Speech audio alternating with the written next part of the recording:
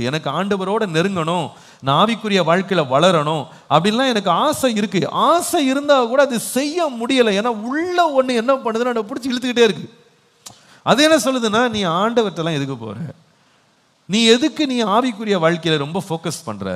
நீ மாம்சத்திற்கு அடுத்த காரியங்கள், சரீரத்திற்கு அடுத்த காரியங்கள், உலகத்திற்கு அடுத்த காரியங்கள்ல நீ கவனம் செலுத்துன்னு அது இழுக்குது உள்ள. சரீரமும் ஆவி என்ன செய்யும்? ஒரே சண்டை தான், விடாது. ஏன்னா எப்போ பார்த்தாலும் சர்ச்சு, எப்போ பார்த்தாலும் ஜபம்னு ஓடுற.